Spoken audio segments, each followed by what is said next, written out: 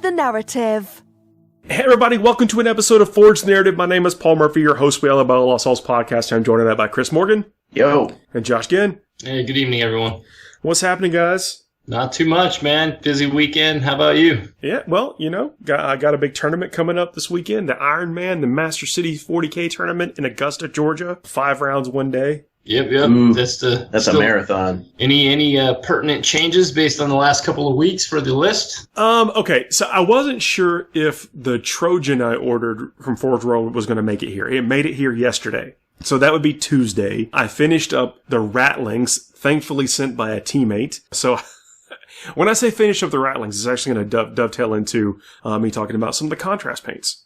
Yeah, man. But I got the Rattlings, and they're the metal. They're metal, but they're the most recent version of them, just before they became Finecast. No, those are the good ones. I mean, a lot of detail on them. I'll tell you that. Not the first model I would have thought about for contrast for sure. Well, I would have, I wish I would have had the really old ones for this 1 day build and paint project. But anyway, they're ready to go. I actually got some Scions. I got some quick paint on 2 squads of Scions. This is not what I would consider my normal personal tournament standard. The ATC is a little bit of they have a modeling and painting requirement, but you're not judged on your paint score. And because of that, the hobby suffers a bit. But when I say that, they reward painting. They have, some professional photographers there normally that take pictures of armies and stuff. So people do come and compete for best painted. It just doesn't factor into your team score, for the battle point side of things. And so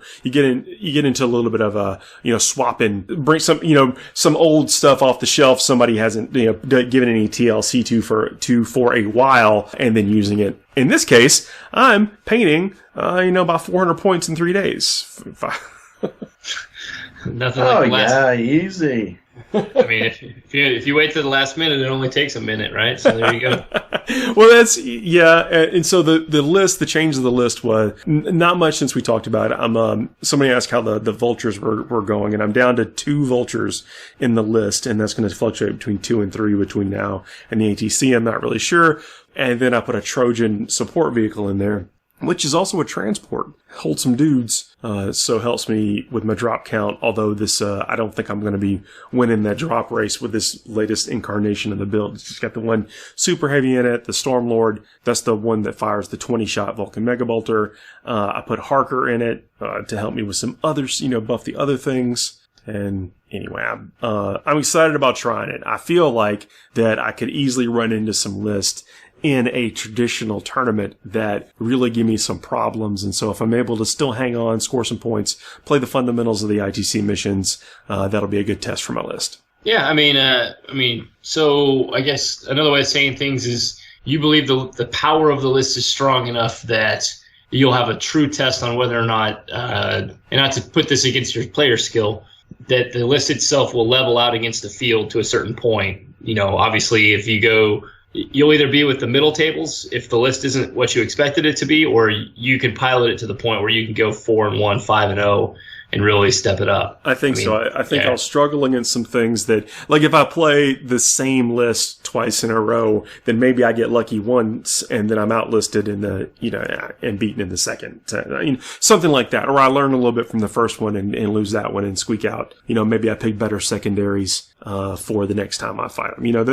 That's the kind of thing. And I need to get more comfortable with the list to find out what secondaries I should be picking, because like the secret, in my opinion, to part of the ITC missions is picking secondaries that you are in full control over and don't allow your opponent to have much influence or be able to stymie your efforts that much. Stuff like recon and things like that. Yeah. Things that don't, things they can't hide from you. They can't hide quarters of the table from you. Yeah, part of that. So we'll see. So I've got a lot of shots, and my philosophy of instead of like buying a bunch of extra stuff to put on the tank, there's a lot of virtues in doing that. You one thing buffs all of that kind of stuff or whatever, but I'm loading up a lot of dudes inside of it that are going to be like my moving roving artillery. So are you creating any sort of like cheat sheets for yourself or like quick references so that when you get out of control or somebody tilts you because something happens early in a game, you lose a critical piece? Do you have anything that you create on the side or a little note on your list that says, hey, stay the course, maintain priority on this, this, and this, so that you can maintain a clear head and just sort of focus on the priorities at any given time? Or are you prone to throwing that Hail Mary and when you know what I mean, when it seems like you maybe shouldn't have, and then you look back at your notes yourself and you say, man, if I would have only just stayed the course, I probably would have been better off. I mean, how do you operate like that? Well, one of the things that we talk about is you almost have to ritualize every single thing that you do. And so when it comes time for that decision tree, like, do I audible or not?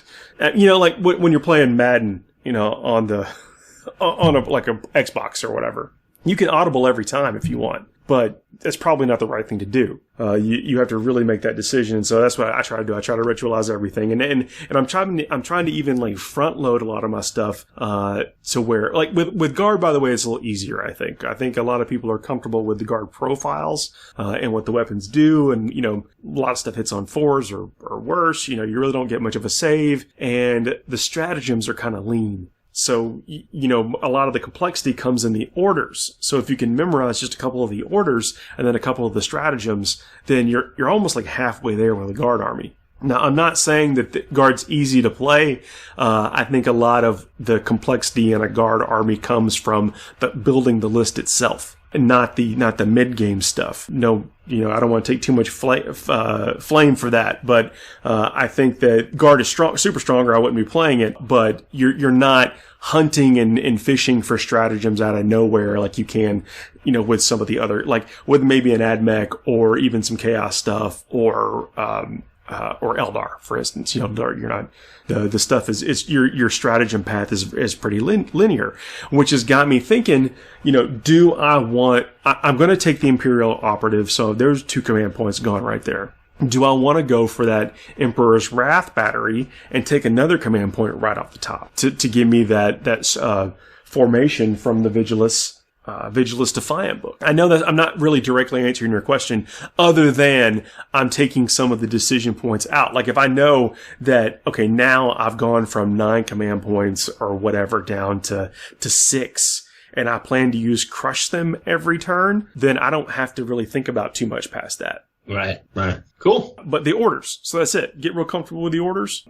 And yes, before every, like the night before every tournament, that's what I'm studying in my codex is the stratagems I plan to use. I, of course, read over all of them, but definitely things like the orders or psychic powers I'm going to use. So it's just routine. And then if I find myself wanting to go deep into the tank, or whatever to figure something out, I then I've got that internal, I don't know, like, what is it, fire alarm or whatever that says, do you really want to do this? Yeah. No, I guess what I was saying is, so for me, especially when I play, like, obviously you play 40k pretty frequently, and so it's more ingrained in your DNA, but when I hop systems, as I'm more prone to do, and not trying to get off topic here, like I generally will try to create almost like a script for myself. That way I know, like, so if it's AOS, I know in the hero phase, I got to get my command point. Then I got to declare, if I'm doing such and such, and then it goes into the magic. And then, like, because you don't want to accidentally go, just too quickly and skip over something that was critical. And it's like, okay, let me pull out my cheat sheet. So what I'm saying is, this list, I'm not going to say it's on autopilot. You can just, run through the checklist and say, okay, Stormlord shoots at X, this tank shoots at Y, or, target priority, Mortarion and then Magnus or, something like that. That's not what I was going for. I was just wondering if you have little notes that you make to yourself at the level you're playing at to help you cue in on certain things. But I think you got the gist across what you're trying to say. So. I think, Rich, like every turn I know I want to cast this psychic power on the tank. That's it. And if the tank's gone, I cast it on something else. So you are right. I think it's just a little bit more like at the front of my mind. But, we know people that carry clipboards and stuff, and they write down all that stuff, and that's, you really gotta play whatever. And if, especially, that's actually not a bad idea because of this grind. I mean, I'm going to be going into game 5 playing for 15 hours straight. That's, and it's in a brewery, Josh. All right, so I definitely need a checklist. so don't throw that cardboard box to your 12-pack. You need to write on the 12-pack contents, exactly what you're doing. What are we going to wager that Paul walks out with somebody else's army and vice versa? Now, I can promise you that probably won't happen because of all past experience. I promise you probably. I like your confidence on that, sir. I sobered up on the plane home one time from a tournament. Really wasn't sure if I put my Imperial Guard commander back in the foam. Like, I just sweat until I landed where I could check. But he made it. So there's some things, you just can't forget. So your army is one of them. One of these things. You can only hope.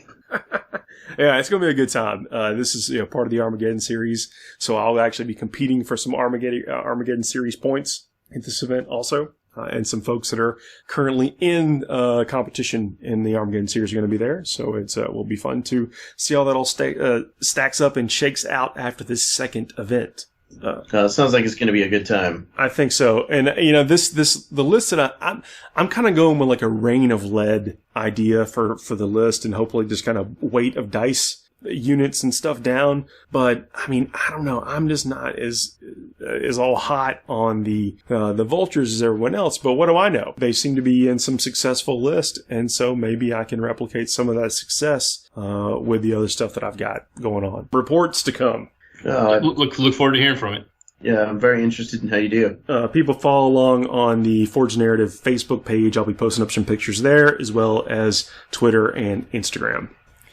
I also promised a review on the two Warhammer Adventure books, and I've only finished Attack of the Necron. So I'm reading them with my youngest, and he's 7. So I'm going to tell you this. Some of my context is around the fact that he's 7, and I know that's a little bit under the age, recommended age, but not by much. I think it said this 8 and above or something. I think is what the target audience was. So in Attack of the Necron, I won't give any spoilers, but the central protagonists are children. And it's how some of these children interact with each other and how they meet, and then how they interact with a few adults. And then all the while, the backdrop of being attacked by Necrons. There's, a couple of appearances of Space Marines and a lot of drama around how the main characters get kind of separated from their main authority figures, their original authority figures in the beginning of the story, and then how they deal with the threat of where they end up. They get separated and they deal with the threat. And there's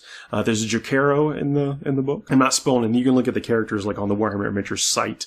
Does the Jacaro, spoilers for anyone in here, does the Jacaro make any sick las cannons that slide on your finger or anything crazy like that? Yes. Well, it's not a sick las cannon, but they definitely utilize the Jacaro's special abilities, and that comes through in the story. It's a pretty well told story, if you ask me. There's enough adventure in it. My youngest was very engaged with all the characters. He wanted to constantly refer back to the front of the book to talk about the characters, and then there are pictures throughout the story. It's like every 4 or 5 pages has a panel, about a half page or a quarter page of a picture of some kind of something that's going on in the story at that time. And he really enjoyed it. There are some there's some, it's not really mature themes, but there are some themes in there, frustration, some loss. It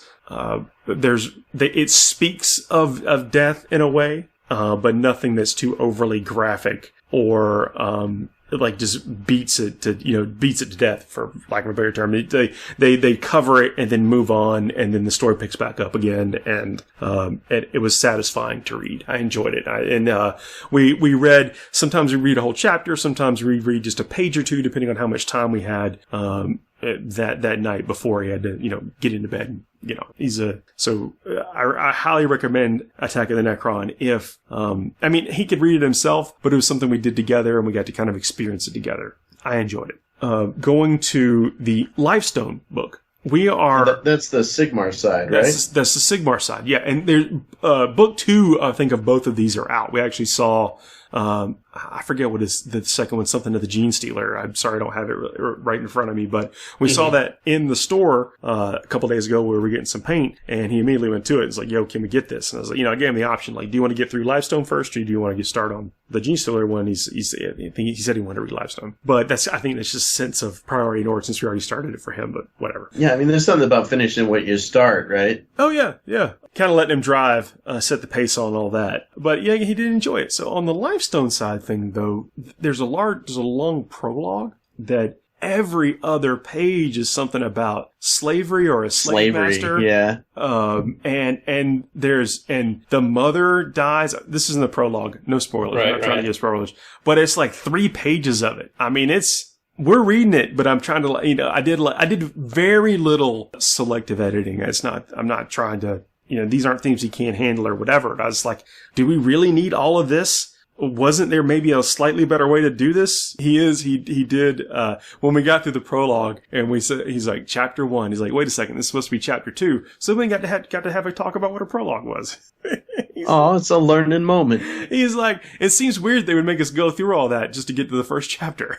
You gotta set the stage with, Sigmar. Yeah. No, I mean, it was just fine. These are just conversations, that you take for, we know this stuff, we take it for granted, but you're having this conversation, with a child. It's interesting. So the books are doing exactly what I think they're good for, which is exposing folks that may not have an easy way into this lore and, causing conversation. So whatever.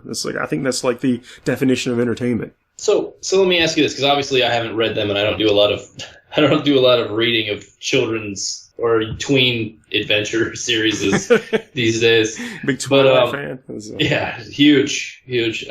So I guess the question I was going to ask is, so what in your mind are they actually trying to do? Is it a introduction to themes, or is it a just a random kind of like page turner, quick adventure, funsies kind of view of the universes? I mean, because on the 40k side, clearly you've got a lot of adult themes and darkness, and the material has, of course, over the last few years sort of, we'll say, lightened up way far more than it probably did when most of us got started. But then on the Sigmar side, you've definitely got fantasy Thor / Zeus lightning guy creating armored heroes that smash slavers with hammers, and where is it trying to leave? Where is it leaving your kid when they're done reading? What is your kid going to say? Like, wow, that was, finish the sentence, I guess. Well, no, I have to expect that things are going to change, and that you're going to get into just the storytelling and whatever the challenge is, and then how they overcome that challenge.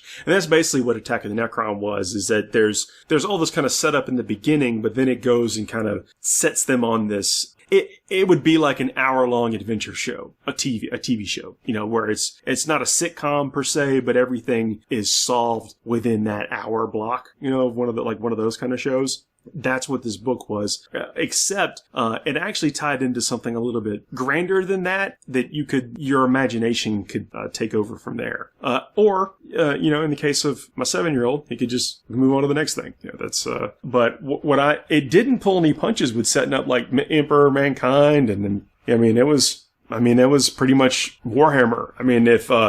But of course I have all the context for knowing what that stuff means. I don't have to read between the lines on any of that stuff, and I can kind of get where they're going, I guess. But I think that the scope of the books in general are to probably give that same type of parent-child experience. I don't know that he would read those books and then decide he wants to go paint a 2,000-point space for an army. Like, I don't, but I didn't get that that's what the book was trying to get me to do either. Well, I tell you, it's been interesting because I spent some time with my son this weekend over Father's Day, and we were working on his Ultramarines, which we got for him. And it's always a challenge, right? When you don't have your kid all the time, to find the time among everything else that you're trying to do with them to sit down and paint very often. But when we do, it feels really special, right? And it's always interesting for me to hear like the questions that he has about like who these people are, and he's trying to parse like the connection between my guys who are red and his guys who are blue, and how do they know each other? Oh, their dads are brothers. Well, that's pretty cool. Oh, your dad's dead. for your guy's dad, so my dad can be your dad too. And it's like, it creates these interesting moments. And I think that, and of course, he starts asking questions about the Emperor and bad guys, and then he's corrupted by my wife's influence, who plays Tyranids, who's always telling him, you want to play the bugs, you want to be the bugs. And he's like, no, I don't want to be the bugs. Bugs are heresy. I think that it's those moments that these sorts of stories create, less than what, whatever they're trying to sell, this is what I'm buying. Does that make sense? Yeah. I get you. Yeah, absolutely. Yeah, so I am enjoying we're only in chapter 1, after that long prologue. I mean, the Lifestone. I'm being facetious. It's not very long, but to a 7-year-old, it seemed like forever, because we read it over the course of like a couple of nights, a few pages before bed. Did you ever play like the original PlayStation version of Space Hulk? Oh yeah. Yeah. Do you remember like the 45-minute intro cinematic introducing the lore, in the context of the video game? Oh, I don't know that I do. I just remember killing all my own guys with the flamer. Well, I mean, that happens. It's really funny though. Like looking back, I remember my brother-in-law showed us that game, well after we'd already been playing the board game. But it took probably close to. It feels like it was 45 minutes. Maybe it was closer to a half. It was a long intro to even get to the first mission, just explaining everything that happened in the universe. I'm getting that impression from how you're describing this intro. We're going to keep reading, of course. Yeah, I think he's going to enjoy it. And the characters were engaging. Each one of them had distinct personalities, and I'm sure that's going to be the same case in this Lifestone book too. So more to come on those. If you're interested, people are interested, or people want to hit us up in a PM about if you think it's right for your kid or whatever. Happy to share more thoughts. I just don't want to give anything about the stories away that may seem spoilerific to people that care about that stuff. Yeah, so kind of a side relation to, it's not necessarily a story, but I'm sure you guys are tracking that the Blood Ravens are getting new rules here in the upcoming White Dwarf. Personally, I hope they get something as good as the Crimson Fists got. But I guess I was asking, I was like, hey, to some guys around here, I was like, hey, does anyone know what's going on? Is this a vehicle for them to show the prowess of some of the contrast paints? And then someone quickly popped up that it's already the 15th anniversary of Dawn of War. So if you don't feel old, everybody, go ahead and drink that one in. So I didn't know that. It's a lot of perspective right there. Gonna go cry myself to sleep. Yeah. So I tell myself it's so that they can use contrast paint to get the paint models. It's definitely not because it's like the 15th anniversary. I think I enjoyed Dawn of War 2 the best. I did like Dawn of War 2 quite a bit. There were a lot of mechanics in there that I thought were very tactical and interesting. Even though the battles weren't as big as I wanted them to be. You always want, the video game to be big.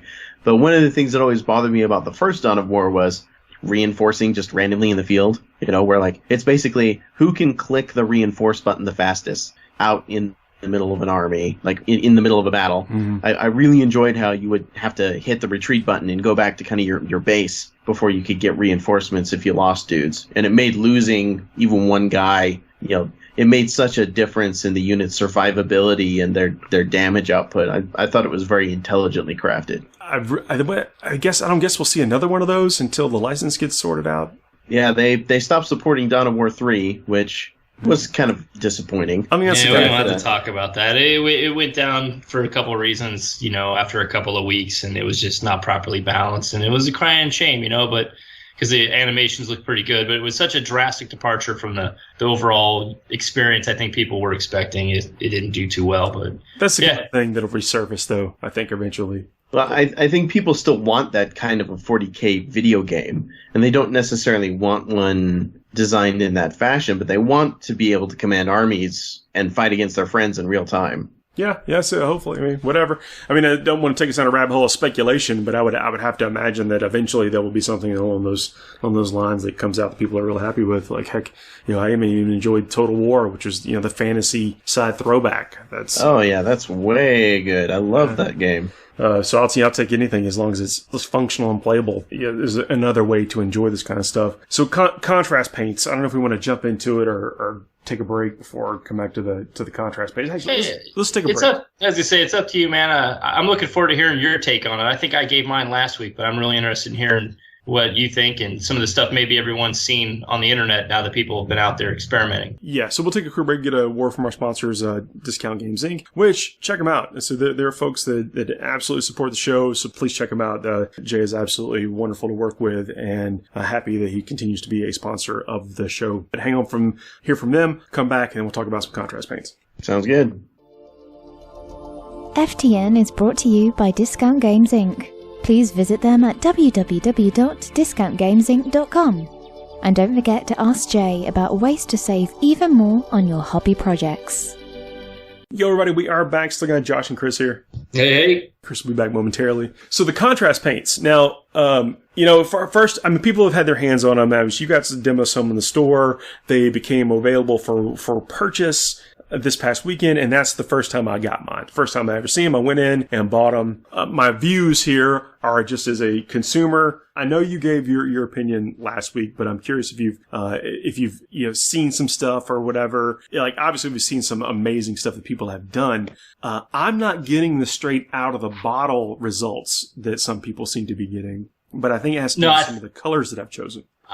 Okay, so my opinion of kind of what you're hitting at is based on two things that I picked up along the way. One is we'll say the thickness of the brush that the amount of paint being absorbed into the well of the brush to get a single thick coat rather than having to make several small passes. And I'm not saying blob it on, but there's kind of a middle ground there. And I get what you're saying, I think, as far as the results. But I would also comment on like you said, I personally am not a fan of the darker colors, and I think your results may vary. I think the lighter colors, the less pastel colors, I really like. Anything that's meant to be vivid. Like, I really like some of the pink horror stuff you were doing.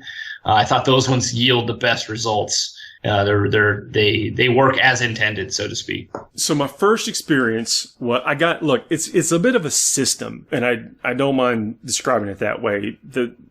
I guess the GW Paint system is the same way like the other brands do it too. But I got the can of Wraithbone primer, just like I was supposed to do, primed a bunch of horrors. And then I'm like, you know what? I'm going to take Vulpus Pink and I'm going to one thick coat this bad mamma jamma and see what happens. And it was not good. The Vulpus Pink seems to be darker and more purpley than the Magos Purple. Now, I'm not saying this like a bad thing. I'm saying this more just like a cautionary thing of know what you're getting into and check it out. But, there are a bunch, and I'll try to post a link to whatever, if I can find one in the show notes, of some of the just like full on, examples that people have done with a real close up detail, with a real, nice example. I'll try to post one of those in the show notes. But Vulpus Pink, it did not work. I got very little of the contrast, very little of what it basically looked like I just poorly painted a dark pink on this horror. But I then thinned it out 2-to-1, 2 parts, thinner, or contrast medium. I'm not going to tell you, but I'm going to tell you, I did that for 3 of them. And then I went to water and I couldn't tell much of a difference. Interesting. Yeah. I feel like the one I did with the contrast medium was slightly better. Marginally better. But not much of a difference for these models. I bet it really matters on certain things, but maybe not so much on the pink horror flesh, but whatever. I'm digressing and I apologize. Maybe you got lucky, right? Yeah. Thinned it out 2-to-1. And then it gave me what I consider to be a pretty darn good pink. On these horrors, and I'm completely satisfied with it. And that was no effort. That is just 2 big dollops of the brush of thinner, 1 dollop of the contrast, and then it just did it. It did its own magic, and it was just like magic. I might not have needed that same 2-to-1 ratio with thinner if I was using the Magos Purple. I don't know why the Magos Purple, at least to me, seems a little pinker than the Vulpus Pink. I'm sure there's some reason for it. But I'm happy enough with the results to do all 30 of my horrors that same way. Right. So the next thing I went on to was snakebite leather. I actually started painting scions then because I was like, okay, enough. Playtime's over. I got a tournament in 6 days. I gotta get the show on the road. So I started painting these scions. And when you're starting to work with, okay, I left out a step. I actually tried to paint a Nolzur's owlbear with the Cygor brown. And I think I told you this. The Cygor brown did basically nothing. Yeah, I saw that owlbear, and I understood your frustration immediately. Yeah. I think that color is just too dark, but maybe if I thinned it, see, I didn't thin it. I just went right out of the pot with that. And maybe if I put a little bit of the, thinned it just a little bit with, water or medium or whatever, then it would have given me a better result. It also may have given me a different result if I did it over the gray. Over the Wraithbone, because those Nolzur miniatures come primed. So I just took that as the primer, and it's a gray miniature. But that I didn't see anything, but I dry brushed it with some bone, and happy enough for me. It was still a pretty quick thing, but I think I could have just painted it brown, and then I don't think I needed the contrast. I bet if I thinned it out, it might have been a little bit better. I practiced then on a Mind Flayer from the same range, and straight out of the pot with the pink, and then a little bit of the Magos purple to give me some kind of blend effect on the hands. It didn't turn out the best, but the miniatures aren't all that detailed. I find that the idea of blending colors or contrasts over each other is not really a thing yet. I'm sure people will do it, and obviously, like, the experts can have done it to some extent with some of the, like we saw the NMM examples that are out there on, floating. But I think for the layman, it's just asking a bit much to think that you can say A plus B equals C, like a simple color filter type system. They definitely do not interplay like that. And even like if you want to lay down like a light coat of like a yellow and then go back over that yellow with maybe a light brown, you're thinking, okay, it's going to function like Nuln Oil. I haven't seen any results like that. So yeah, that's where the deft hand and skill and experience and just trial and error is really going to start paying off, is when we see people coming out with all those kinds of hacks. Yeah, and I'll get to one example in just 1 second. So then I went to the Scions, and I painted that cloth in between the armor plates of the Scions. I painted it with the Wraithbone base paint, and then hit it with that snakebite leather, and that snakebite leather worked immediately. It was one of those things you just start putting it on, and it starts just doing what it's supposed to be doing, and you're like, oh yeah, this is it. Did you mess with the snakebite leather at all? I only did one helmet, and I had pleasant results with it. I especially liked the since I did a Space Marine helmet or an Intercessor, I liked the way it sort of naturally shaded the crest that's over the top of the helmet. And that's from there I wanted to go. My ideas were to apply like mustardy type yellows over it. That's where I would naturally wanted to take it. I do not like painting pouches. I do not like attaching pouches to miniatures that when it comes as extra bits, because I know it's something that extra that I have to paint. I feel a little more comfortable doing that now that I know that snakebite leather exists. And the reason I say that, because it did exactly what I wanted it to do. I went from the Scions to the Ratlings, and the Ratlings have pouches all over them. I did a quick coat of the Wraithbone over the pouches and then put that snakebite leather on, and it did exactly as it was promised to do. Yes, I can see that. Very, very pleased with that. And the same thing with the Black Templar Black. I did that with hoses, and it did exactly what I wanted it to do. I don't necessarily like painting a bunch of hoses and highlighting the hoses. The Black Templar Black, I think, gave me a pretty passable hose and shade, a hose and highlight to be able to get, this quick paint job on there. And you want to talk about putting stuff on the table. Now, I didn't paint all these things with contrast. Like, I did a lot of Caliban green base coat, and then I would just pick out the parts I wanted to put other color on with the Wraithbone, and then hit it with this contrast. And It gave me a passable miniature. No, I think I personally think that's where the contrast paints belong. I don't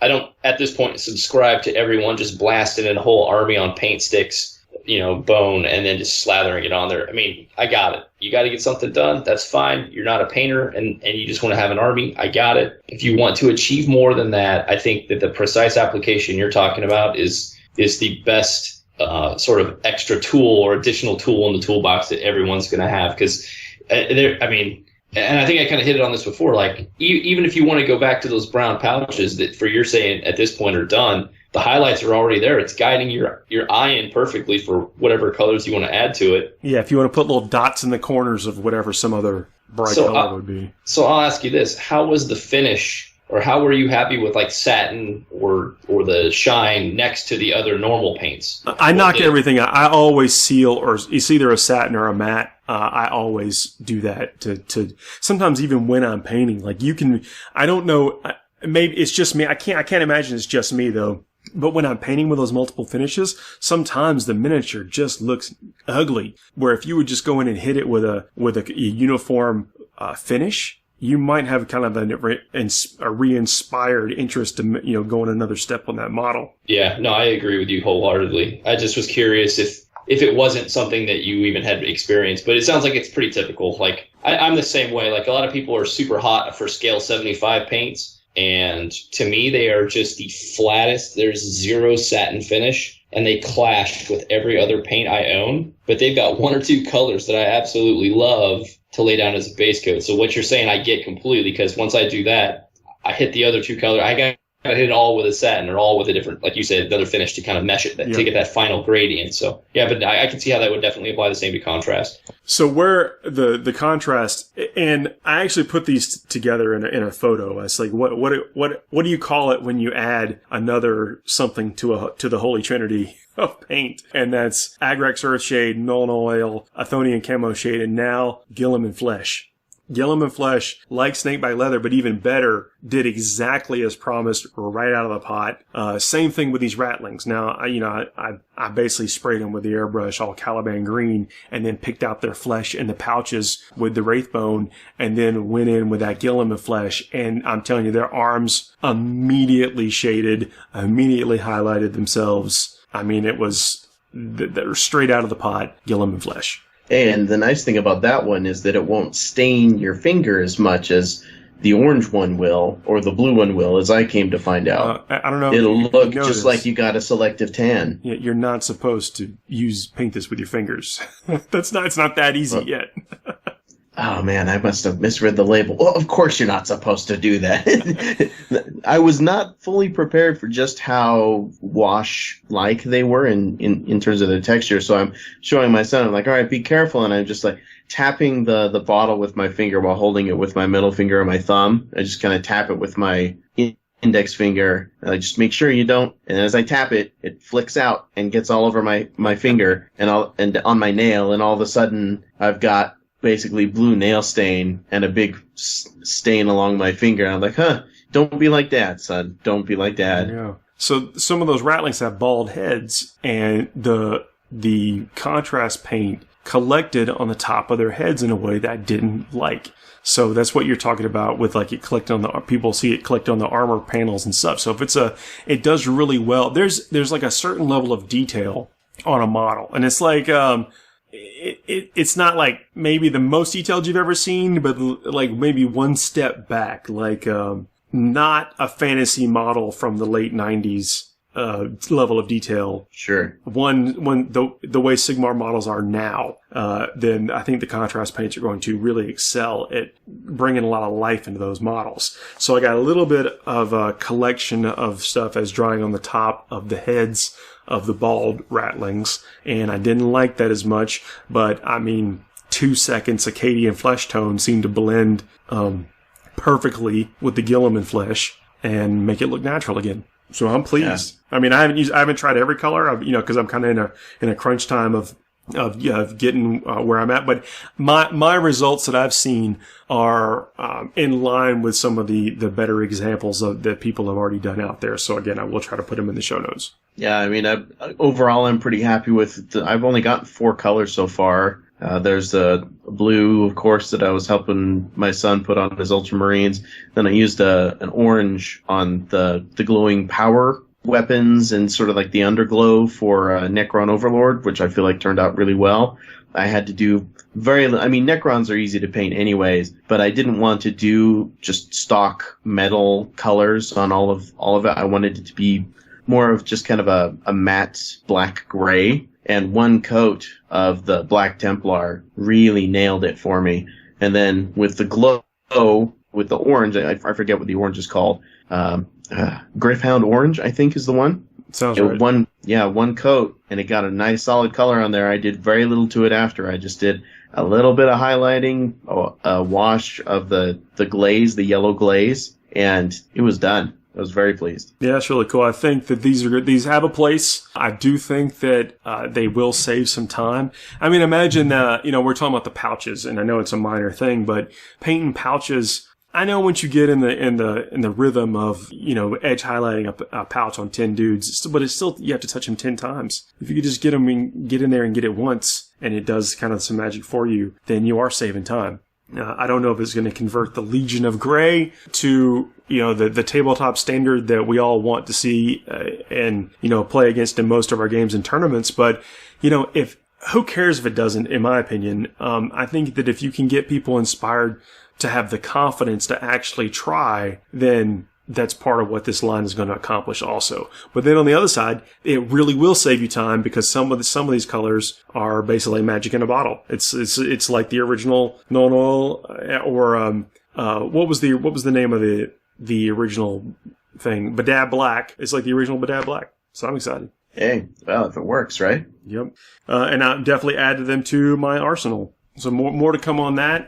Yes. I don't know that I'll be putting up pictures of this stuff that I've painted just yet. This is to what I would consider a really low tabletop, but whatever. I'll take them. I'll take some time to make them look pretty later. I look forward to seeing it. Got a long time. Yeah, I got a long time in between now and here in the ATC because this Master City coming up this weekend. So it's crunch time. I have to build and paint that Trojan tomorrow.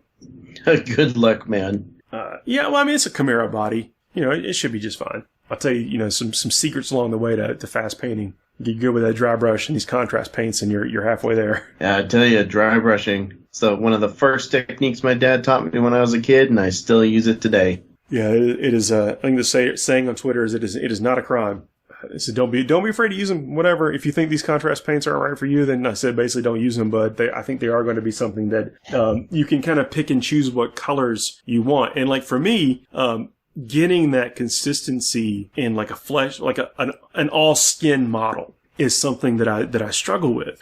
But I think things like this thin down, Vulpus pink or what probably the Magos purple or whatever, and the Gilliman flesh over some of these things, it's going to make like getting the Silver Tower set all done up not seem like such a chore. Getting that done, pieces done for the game. I mean, there's a lot of applications for this stuff. Well, may not be your showcase army. You hit on something that I think a lot of people haven't even maybe thought about, and I'm one of those guys that, and I know this is once again off the 40k train, but backs Kickstarters, right? So I've got like a stack and a half of Zombicide zombies. Let's be honest, never getting painted, never in the history of ever will I ever paint my Zombicide zombies. Now I'm thinking about this stuff, and I'm like, you know what? These might get painted because I could probably bang down the whole set and have a respectable finish in, like a Saturday afternoon watching, half of the Lord of the Rings movies or something. I think the real, the skill involved with using these things is to be really precise in how you're applying. You can't slop it on like you're doing a wash. You've got to be, and there's been some comparison to washes. They all over the place because they behave in some ways like a wash. But in a lot of ways like a paint. And with just the nature of them kind of makes it difficult to fix your mistakes unless you are a little bit precise where you're putting it. Like you don't want to overlap onto a piece of the model that you don't want this color that you're applying. So, because the cleanup is a little bit more different. There's a little bit extra step in the cleanup. So if you really are trying to save some time, you just got to be a little bit more precise in what you do with your brush. I think if you can nail that part and then the ratios of which to thin it to get the effect that you want, or not thin it to get, depending, basically whatever effect you want, how you mix that on your palette, like not even complicated, like a dollop here, dollop there, or whatever. That's where the stuff will start to emerge that they'll make it look pro and better than just tabletop. We shall see. I'm looking for examples from people. Want to see what they got and continue to follow this, and then just put it in there. Put it in there as an arsenal, something, an arrow in the quiver. There you go. Yeah. All right, guys, let's take another quick break. We'll come back, talk about some 40k stuff. All right, see you in a minute. We're sponsored by Firmaterra. With their sturdy, lightweight and portable tables, you can make war anywhere. Please visit them at www.fermaterra.com. Hey everybody, we are back. I think you just heard something from Fermaterra. They have, I don't know if I think I'm going to try to get Joe on again, because I think they have some stuff that he wants to talk about coming down the pipe. But check out their site. The tables they've got, they come with slip covers, easy to store and portable. And then to transition to something I do want to talk about, something that's happened in the community recently. There was kind of an uproar about a tournament that had some pictures come around that did not have very good terrain on the table. Now, we've been talking about terrain on the table, and I do not want to go into the details of maybe what happened. They got that the terrain or lack of terrain there. I was not at the event, so of course I don't know firsthand. Everything I've heard is that people had a good time at the event, but the terrain really let them down. It is that it is a big deal. I think one of the highlights of this was that people started talking and wanting to interact and more on the community level. Like, I can guarantee you that I would have never been able to do the tournaments that I started several years ago without a strong community of people that did support me and let me, in some cases, borrow their terrain, even transport it to where way far away from them to where the tournament was, or at a store like Atomic Empire where they had a lot of really great terrain, and some of their local community people came through and brought extra terrain when we exceeded the capacity of their normal tables. So, like, this is, I know I couldn't have done it without the kindness of other people, and that kind of shows what the community is willing to do. Now, no one is obligated to ever do that but the spirit is at least out there. And so if you are trying to run, build an event in your area, do not be afraid to network with others around you, because most of the time they're willing, even if they don't have something to loan you or rent you or whatever, they may be able to tell you how they did what they did, and you may not know that yet. So, please do. And, having a bunch of tables and stuff is, I thought that was kind of a good segue from hearing about somebody who sells portable tables, because occasionally you don't have as many tables as you need, or the hotel doesn't have or convention space or store doesn't have as many tables as you need. There could be some people that had tables under their couch or their bed, ready to break out and lend to you or bring with them. So don't be afraid to make those connections around with people. And if you don't know anybody, give me a call or a message on Facebook or Twitter or whatever. And if I know anybody in your area, I'll help best I can. Yeah, absolutely. There's I listen to a couple shows out there. As we talked about, we're all content consumers. That's a lot how they do things in Australia. And it's and probably to some extent how they used to do it in the UK. I know a lot of places sort of had game clubs and people would sort of communally bring stuff. But if the local store or the place you're going to, or you're throwing a tournament and they only have a certain amount of capacity, you'd be surprised if you cast the net out on Facebook or a few other groups, or you want to get it announced on throw it out to some podcasts and say, hey, we're looking for some people that can bring a table. We need this much and this kind of terrain, and anything will do. Be a great hero for the community. So that's good stuff. Some people are also like, I just saw there's a sale on foam or MDF or whatever at my local hardware store. You never know what kind of tip you can share just by putting it out there that you need a little help or whatever. So, there's multiple ways that people can communicate and talk, and I highly encourage it. And one of the messages of this show that we've done over the years is like, look, we're about the community too. So you may not personally know somebody, but you know us, and then we might be able to help. So if you find yourself in that situation and you can't find a Facebook, I suggest finding local Facebook groups, finding the clubs in that area, and then go in that direction. And then if you just come up empty, give us a shout. And if there's anything we can do to help pass some stuff along, we will. Happy to try to do it. Thanks everybody for continuing to leave some reviews on the various things. I'm call us by Tom Stone. Thanks for holding it down. There's one of the aggregators where he comments on, and we really appreciate that. I'm sure that helps people find us. And so anywhere where you do listen to us that you can leave a comment or a 5-star or a review of some kind, please max it out. That's one of the ways that people can continue to help find us, which helps us grow the people that we know in various areas, and then get to do what we were just talking about then. And you just mentioned Australia. We're going to have some guests from Australia on the show next week. It's going to be fun. All right. I look forward to it, man. Australia is probably my favorite place in the whole world I've ever been. And I've been to a couple places in Brisbane, checked it out. Time capsule right outside of Nagra Barracks. I can tell you that game stores are game stores around the world, right? And gamers are pretty much, good people everywhere you go. So I'm looking forward to hearing what they've got to say. I can't wait to get down there. I mean, I've never been down there. I'd love to try to get down there. If I ever do get down there, I have to go check out Hobbiton. Oh yeah, down in New Zealand. I mean, if you're already in that part of the world, you might as well try to get there, right?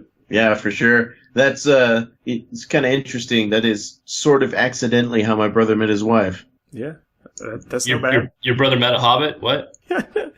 Is the Eagles dropped him off at the wrong place, and he was yes, like, hey, exactly. It took the wrong turn at Albuquerque and just ended up going straight to New Zealand. Right on. Hey, man, whatever floats your boat. Some folks in the reviews mentioned our positivity, and stuff. That's why we do this. I mean, there are things genuinely enthusiastic about the hobby, and I hope that shows and continues to show through the broadcast and the people that we get on. That has a big thing to do with who we actually have on the show, is because they are typically champions and enthusiastic about what they're doing, and that's so like we're going to get. I don't know if we've ever had anyone. Oh, no, okay, no, we did. We did have some folk from New Zealand on the show talking about the Hagglethorn Hollow project that I was a contributor to, and I just once I saw it, I know such a cool project. Have them on. Yeah, those have not been shipped yet, but I'm drilling over the production updates as they come. But so this will be the second group that we've had from Down Under, and continue to chat with folks in that area on like Facebook and stuff. I mean, it's so cool. I mean, what you just mentioned, a game store is a game store and a gamer's a gamer for the most part. I love it. Well, enough gushing. Apocalypse. It's coming. This has got me excited. It's got me excited in ways that I was not quite expecting. We were kind of talking in our group chat a little earlier, Paul, about some of the mechanics that are coming up. But go ahead and lay the groundwork, and then we can bloviate on it some. Well, okay. So Apocalypse, we've been seeing the teasers on the community site. And there seems to be like a lot of stuff that goes along with this. Like the units behave differently. You're able to activate multiple units seemingly at the same time. One of the things that they revealed at Adepticon when they revealed this is that you would absolutely be able to play a game of Apocalypse in one night. And we're starting to see that kind of unfold. But then, just to speak, plainly, there seem to be like a lot of kind of like attachments and cards and stuff that go with this game.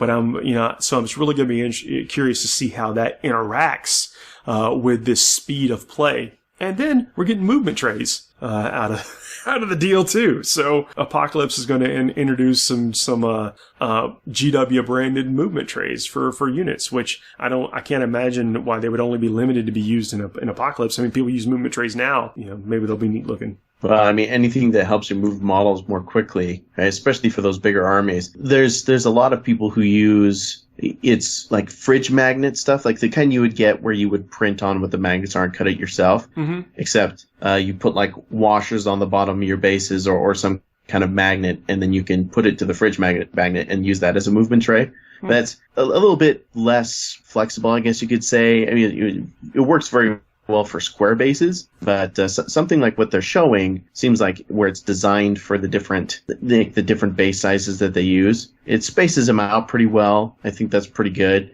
We don't have to worry as much about templates anymore, of course, but it makes it look interesting. Yeah, and they look like they weren't designed in a way they were, too difficult to manipulate.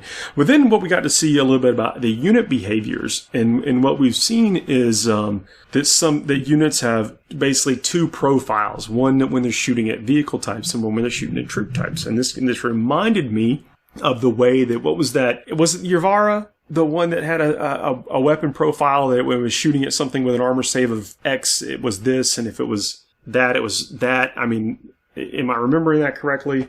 I mean, I remember grav weapons having different like wound profiles based on an opponent's armor save. I don't think that's quite the same. No, yeah, the AP would be the armor save or something, whatever. But I think the Yervara it shot like 3 templates, and the template, and if it was a heavily armored thing, it did something, and if it was a lightly armored thing, it did something completely different. And I would like to see more weapons like that in 40k. I think that you would get that was not to take us on the side. And I know I'm wishlisting, and I'm not even speculating. I'm just straight up wish listing that I think that if more things like that existed in mainline 40k, then you might see more variance in what units get chosen on the table and then add an extra level of stuff to the game. I don't know if that's the case, but something to think about, right? But we are getting it in Apocalypse. So bolters, for instance, are going to be able to shoot, one way at a tank and one way at dudes. And we don't know how that's going to work out yet, but I thought it was still just kind of an interesting concept to apply to a wide range of units. Well, and it's funny that we talk about this, and we had this conversation about Dawn of War 2, because Dawn of War 2 had a pretty similar mechanic where there were weapons like the Heavy Bolter that had good damage and accuracy against infantry, but very, very low damage against vehicles.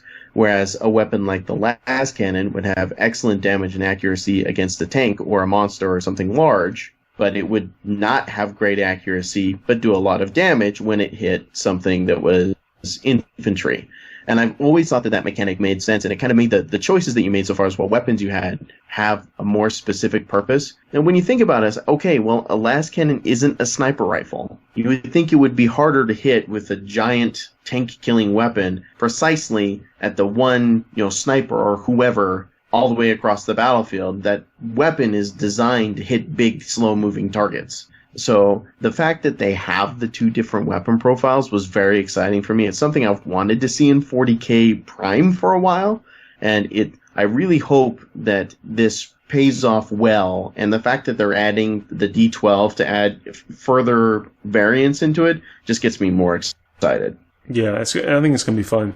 I'm looking forward to it. I really do hope that there is that ability to play it in one night, because I think people love breaking out all their toys. That's one of the things that I don't do it more often. I think, we own Titans on this show, but you don't really get the opportunity to field them, especially not after the big point change of what Aught 2 or whatever it was. Like after the first big point increase after 8th edition dropped. What are they, like 3,500 points or some? Just clearly they only want Apocalypse point level stuff. That was a clear division. Like this is not what we. Regardless of how they really felt, they telegraphed this is not what we want to see on 40k tabletops. But if you want to play with them in giant games, here's your thing.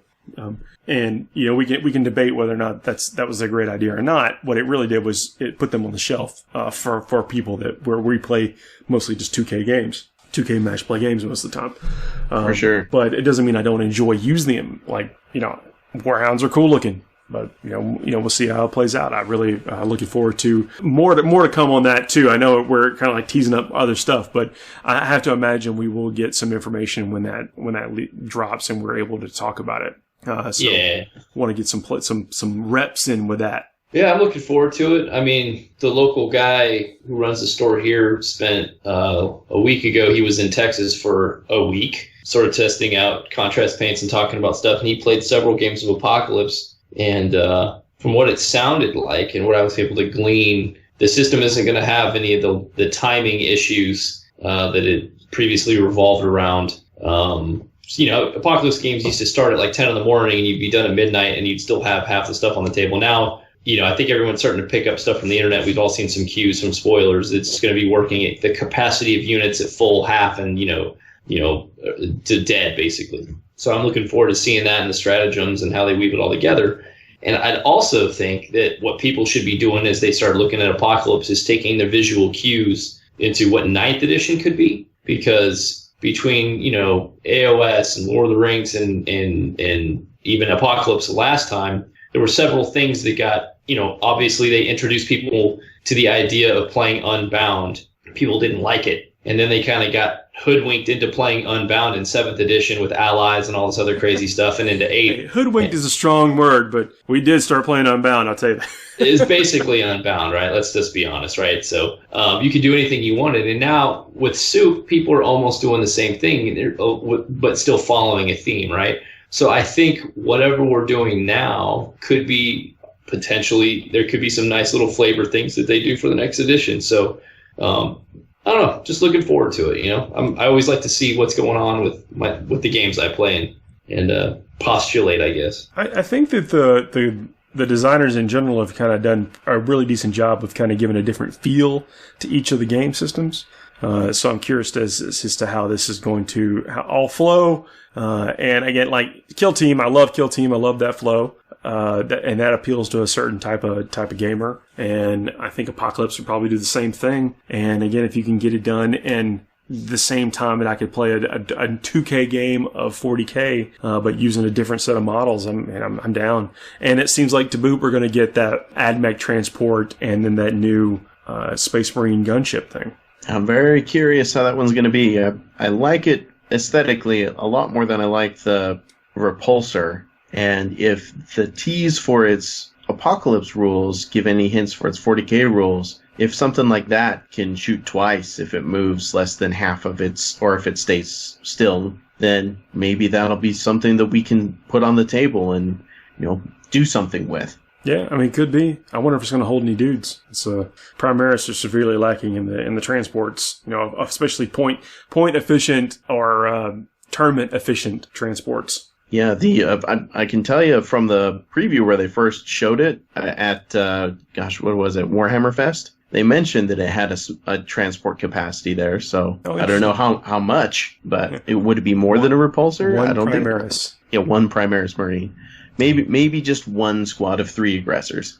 Yeah, I'm kind of curious to see in Apocalypse if they do any sort of I don't want to say 30K crossover, because obviously the units are different, but a lot of the units have been brought into 40K as well, as far as the different types of Terminators, et cetera, et cetera.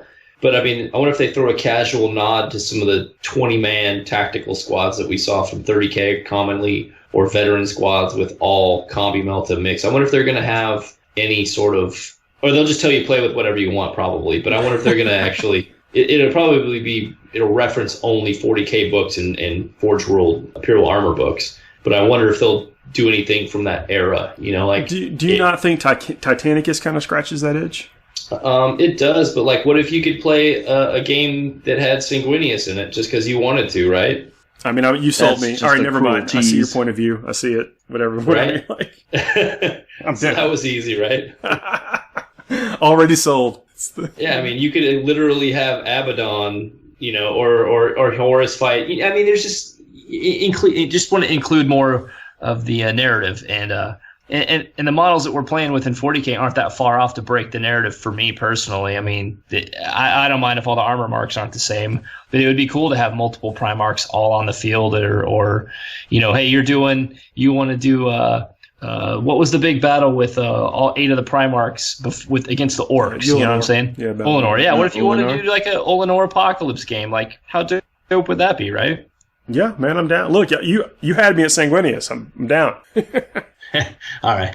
Yeah, I know my audience. Yeah, that's right. All right. Man, so what's next? Okay, so after this tournament coming up here this weekend, then I think the next major one for me is the ATC. So that's what I'm prepping for. So I know I've been talking a lot about Garb, but that's my role is playing some of the Imperial stuff, and I've taken the Assassin, and that's another thing. You talk about ritualizing things. We made that list of priority assassins to take, and if I ever catch myself trying to take something other than the Vindicator, I've really got to be making sure that that's what I want.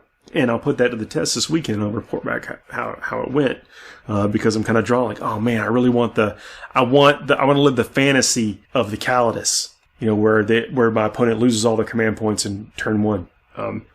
Does that play out very often? I don't know. I also want to live the fantasy of killing one-shotting all their characters. We'll see. Yes. Oh man, you just want to feel so cool. Yeah.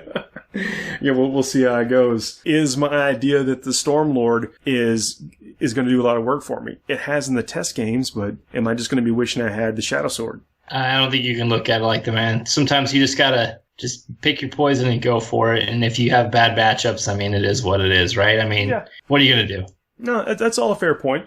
But, we talk about how to minimize what a real bad matchup is and how to still win and get, in the case of in an individual tournament, how do you make sure that you keep your points close? So, people don't slingshot over you or whatever. Or in a team event, how do you make sure that you keep your points high enough to not let your team down? Yeah, but we kind of opened up with some of that speak, though, in the beginning. Because to be honest, I mean, you right now believe that the strength of the list itself is not going to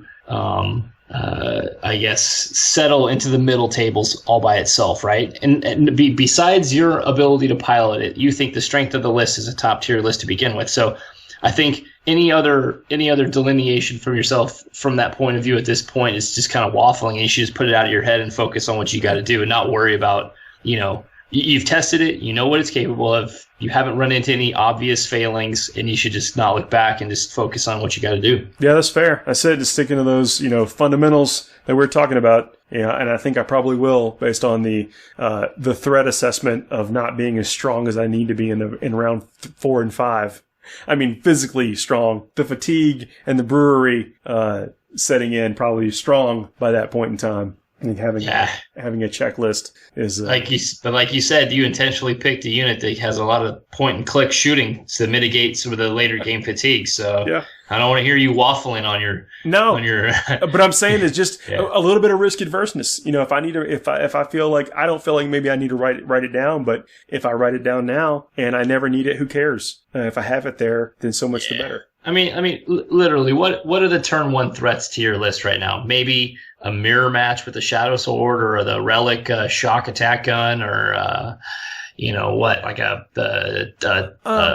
knight of some kind. A 3-knight list would give me some problems. Okay, so but that said, you're mentally prepared for it, and it sounds like you've probably war gamed it. So gotta do what you gotta do. I think your list actually more vulnerable than anything to the type of terrain on the table. You get one extra terrain piece or a particularly dense table with not a lot of line of sight, you might have problems. Yeah. Yeah, that's actually why I'm still keeping the vultures to go over there and dig some things out. Like, oh, that's nice. You want to hide behind this really ridiculous piece of terrain, which I'm using that term very loosely or whatever.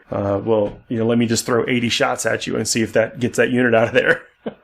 They're 80 shots hitting on 4s and 5s, but still. Right. But like you've said, you've also got them as chump blockers if you need to, along with the troops inside the bigger tanks. So as long as you've got stuff that can be where it needs to be and can hold up people when you need to hold them up and then unleash. And are you running Valhalla or whatever it is, the one that can shoot into close combat or shoot its own guys? Or I'm not. I got a problem. I'm playing Catachin because I can't not play Catachin. Okay. Well, it is what it is, man. Don't let me make you second guess. No. Look, I like to live the dream of being able to punch people to death sometimes if in the close combat phase if necessary, and Catachins do that the best. So, whatever. I'll report back. Look, I'm going into this. I am going into it feeling good. And this is not the type of list I might take to a singles event if it wasn't so close to the ATC. But I feel like I'm only making a couple of compromises. Cool, man. Well, I wish you the best of luck, man. Yeah, thank you. So pictures and progress along the way.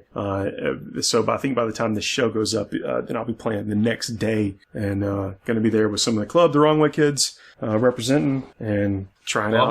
I'll be watching your Twitter feed, man. Give me the results post game. Should be in BCP too. Yeah, I will. Absolutely. I'll take pictures of my opponents too. Tweet out the links to BCP if they're blasting that out. All right, well, guys, that's our show for this week. All right, guys, take care. Yeah, appreciate everybody tuning in. All right, everybody, enjoy your weekend. See you, everybody. Out here. Cheers.